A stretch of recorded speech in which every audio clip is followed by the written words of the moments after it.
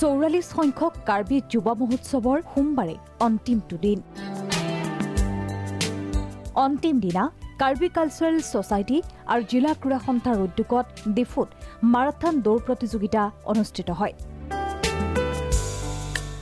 অংশগ্ৰহণ কৰিলে শতাধিক যুৱক যুৱতী পুৰুষ মহিলাই।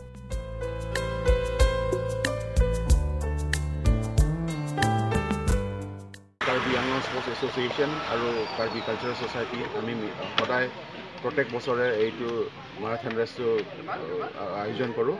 এইটো মাৰাথন ৰেচটো আমি থংনকবে কেকাত বুলি কওঁ। থংনকবে হ'ল আমাৰ কাৰ্বিৰ এজন ৱাৰিয়াৰ আছিলে।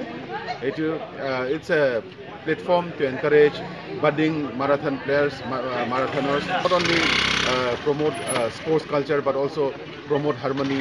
আমাৰ গোটেই জনজাতি অসমৰ কাৰ্বি আংলঙৰ গোটেই জনজাতিৰ সকলোকে এইটো স্পৰ্টছ প্ৰমোট কৰিবলৈ। পাহাৰীয়া জিলাখনৰ লগতে অসমৰ উঠি অহা যুৱক যুৱতীসকলক মাৰাথনৰ প্ৰতি উৎসাহিত কৰাৰ লগতে সকলোৰে মাজত সম্প্ৰীতিৰ ভাৱ গঢ়ি তোলাৰ উদ্দেশ্যে প্ৰত্যেক বছৰে কাৰ্বি যুৱ মহোৎসৱৰ অন্তিম দিনটোত এই মাৰাথন দৌৰ প্ৰতিযোগিতা অনুষ্ঠিত কৰা হয়। ডিফুৰ পৰা দীপেন বৰা, প্ৰাগ নিউজ।